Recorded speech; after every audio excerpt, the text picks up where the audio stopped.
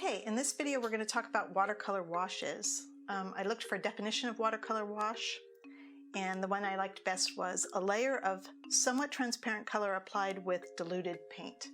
That's a pretty good definition. I have nothing to add. There are 4 basic washes. There's probably a lot more, but there's 4 that people talk about a lot, and those are flat washes, gradient washes, variegated washes, and wet on wet. And I will go over each one. First, kind of what I think of as the traditional way to do those washes, and then my way to do those washes, which is, maybe not quite as traditional. Okay, so I've divided my paper into sections to show you each of these. And the first one we're going to do is a flat wash. And what I want to say about all washes is the trick to doing them is to pre-prepare your paints, because you have to move fairly quickly, not crazy, but fairly quickly through the process.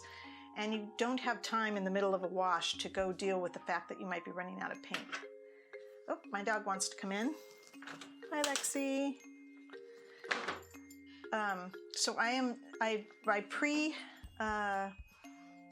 dropped a little pigment in 2 of these wells, and now I just added a little bit of water to the blue, and I've got a pretty vibrant mix here of water to pigment. It's a little heavy on the pigment. So I'm going to grab some of this and put it into another well and add water. And in adding water, I'm creating a sort of lighter version of this original blue because the ratio has more water in it. Okay? And that looks like enough for me to be able to cover this whole section with a flat wash. So now I'm ready to start. So I'm going to load up my brush with the paint. In my left hand I've got a paper towel. I'll show you how we're going to use that. I've got my water, and that's what you need for a flat wash. So I'm loading up my brush, and I'm going to do my first stroke here.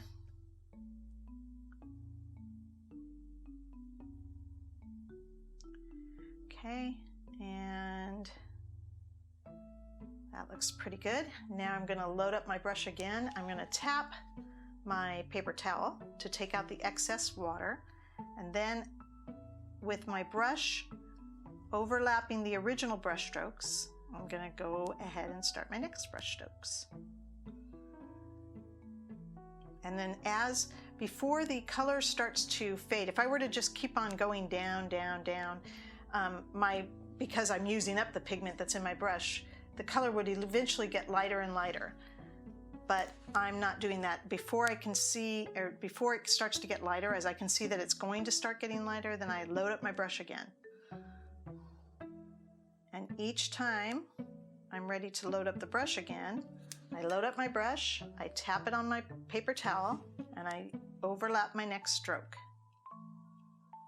And continue moving down my space.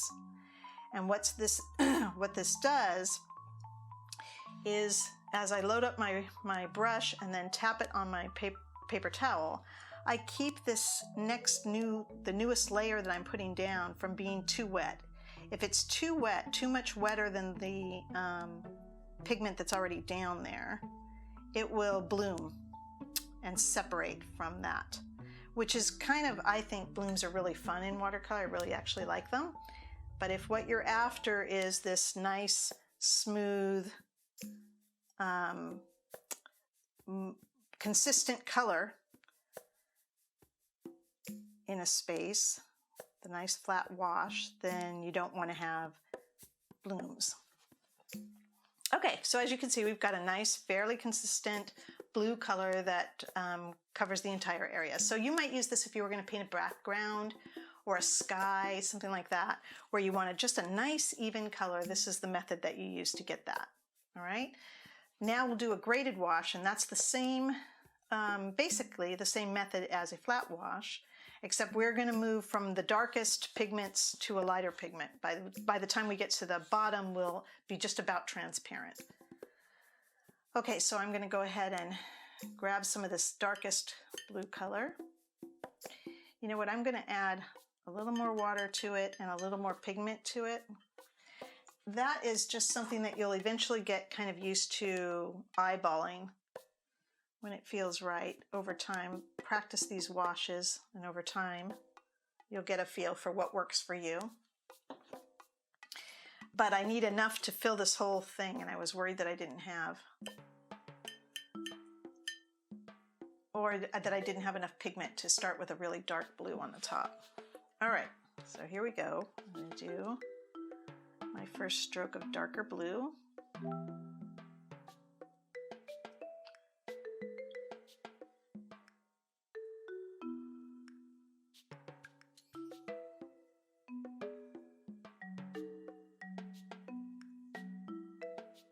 Okay, now I want to start transitioning to light.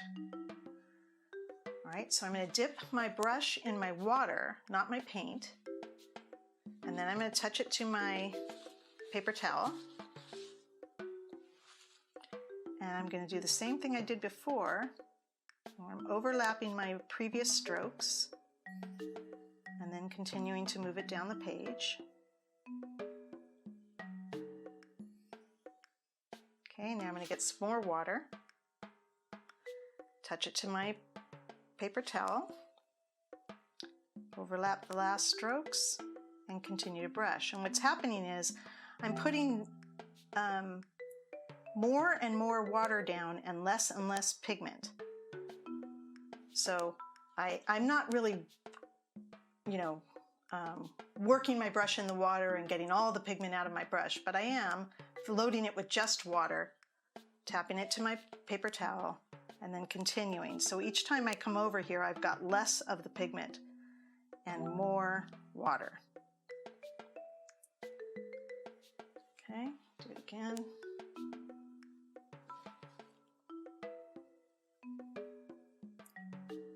Oh, that felt maybe a little bit too moist, so you might be able to get to see a bloom.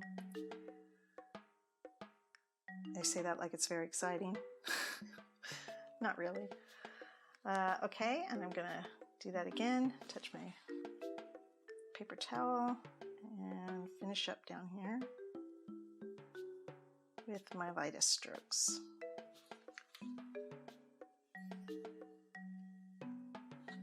Okay, so you can see on this side we've got a nice even set of blue, coverage of blue, and this one we've got the graded from dark to light. And you could go the other way. You could go from light, where you're working with mostly water, and then gradually adding more pigment, but I find it's easier for me to move from my darkest area to my lightest area.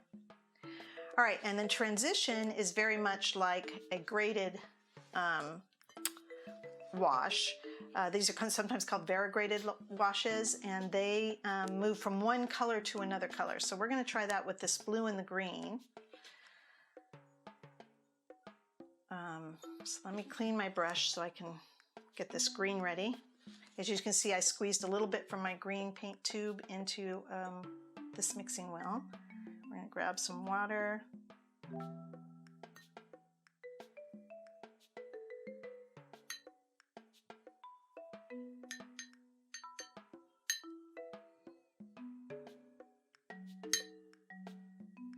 All right, I've got a pretty, in this mix, it's pretty heavy in the pigment. So I'm going to mix these two and hope it turns out. I don't use transition washes very much, so we'll, I know how to do it. I don't know how good I am. Let's see. Let's find out. All right, so we're going to start with our green.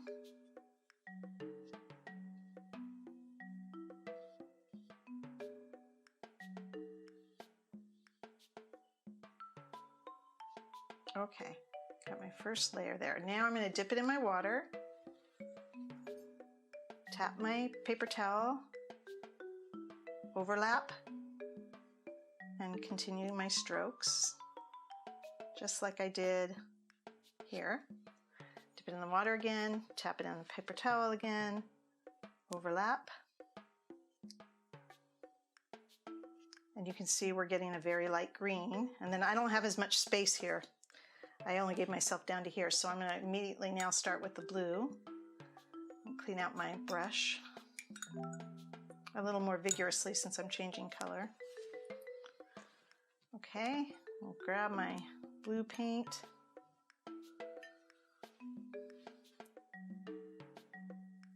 Put that down on the bottom. Dip it in my water, touch it to my paper towel, and immediately start this transition.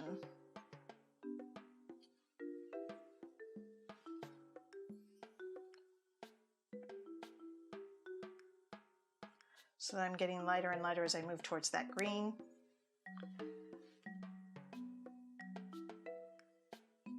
Until eventually I'm painting on top of the green.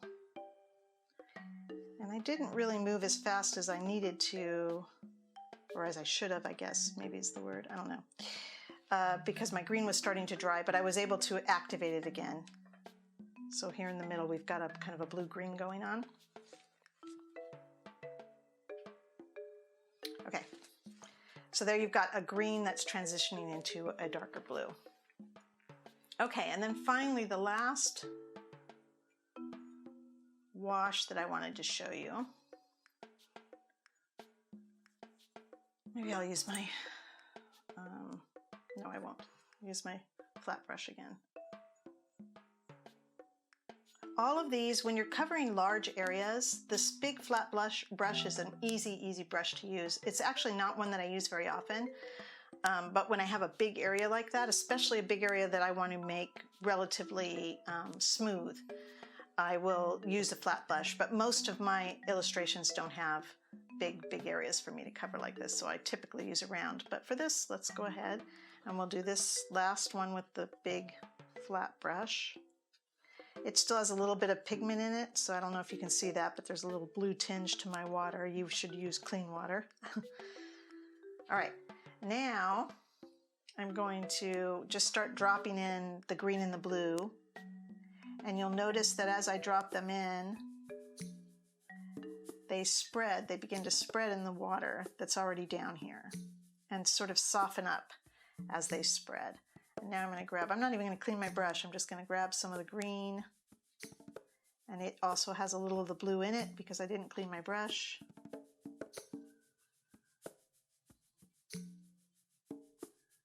And you could put some green inside your blue here. And you see you get a whole different kind of look, a mottled kind of look. And I can mess with the edges if I want it to look more like I've drawn a line around it. There. Okay, and that is a wet on wet. So it's just a very soft look when you use a wet on wet wash.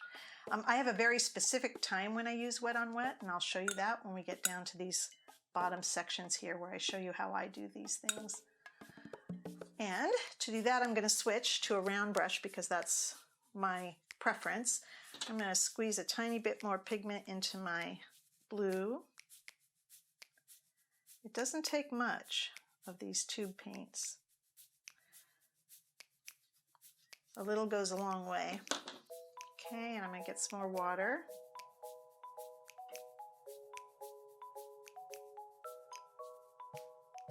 All right. And let's see if I kind of tip it like this. Yes, you can see that. Okay, now I'm going to try to create my version of this kind of smooth blue in this little section right here. So I've got my round brush, and I'm going to do pretty much what I did up here, but instead you'll notice I don't do these nice smooth strokes like this. I do little kind of swirly strokes, but the nice part is that I can keep my eye on the paint and see exactly what it's doing, when it's starting to lighten, when I want to go make sure that I pick up more paint. That still works the same way. I'm going to tap it on my paper towel to make sure that I don't have too much paint, and then I'm going to overlap my last strokes and pull that pigment down into the next section. Okay, I'm going to grab some more, touch my paper towel, again pull the pigment down.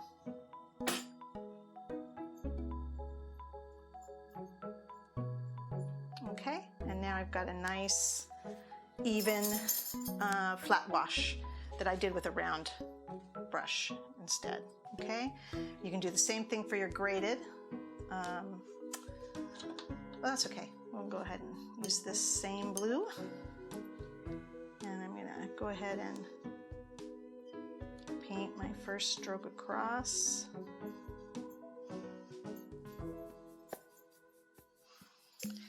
And then dip it in the water, dip my brush in the water, touch it to my paper towel, overlap, and begin to pull this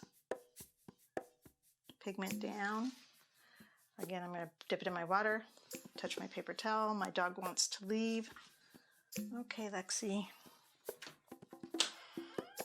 There you go, baby.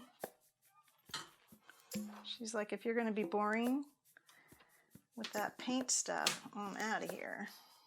Okay, I'm just going to drag this down. Dip it in my water, touch it to my paper towel.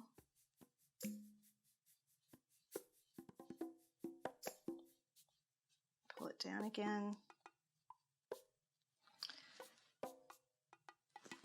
It's a slow process, but it is a smooth method to gradually get transparent.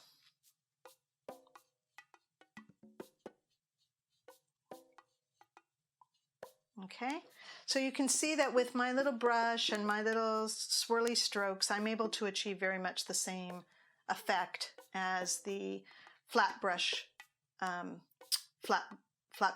flat wash and graded wash. Okay, and then my version of a transition, ooh, I accidentally dropped some water, probably when I moved around up here, but anyway, you can see that when water dropped on here, it created a little bloom because a drop of water is clearly more wet than any of the paint that's underneath it, and so it separated from the paint underneath and created a bloom. I got a little bloom here too, from probably one of my little strokes that was when I put the wet down, it was wetter than the paint beneath it, so I got some blooms. When we are painting later in this class, I'll teach you how to work with these blooms. If you don't like the blooms as is, I sometimes do like the blooms. So, okay, now my version of a transition. So the transition, remember, is going from one color to another color.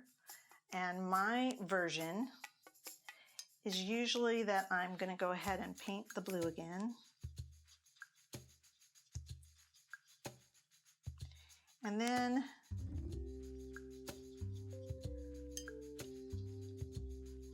keep it darker up here. And then I'm going to grab some of the green, touch my paper towel, and then sort of pull it into this, and I'm pulling some of the blue into my green here. And then when I'm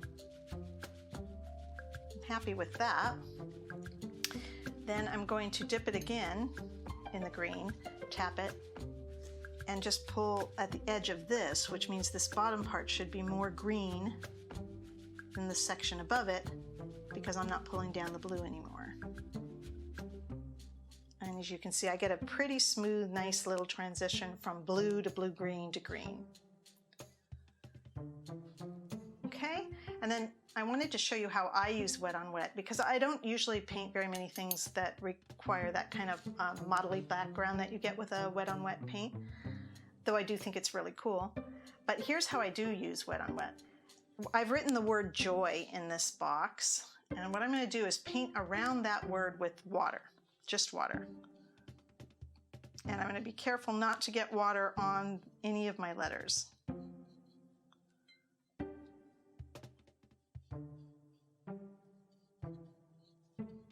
It's a little hard to see what you're doing, but I hope I'm not getting any water on my letters.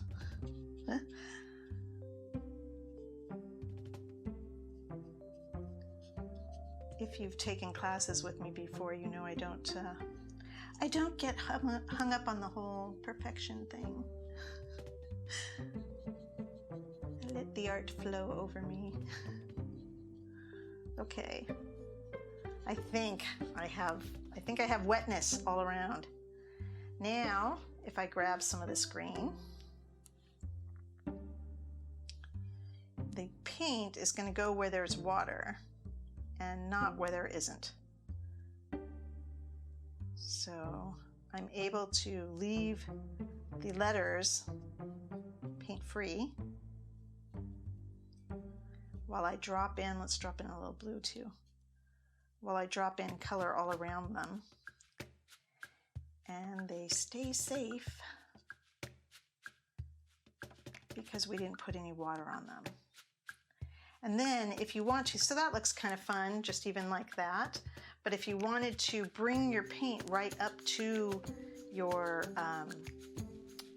illustration, then you can work those edges. And the fact that you pre-wet everything makes it really easy to stop on the edge of your illustration. So I'm just filling it in so that there isn't the little bit of blank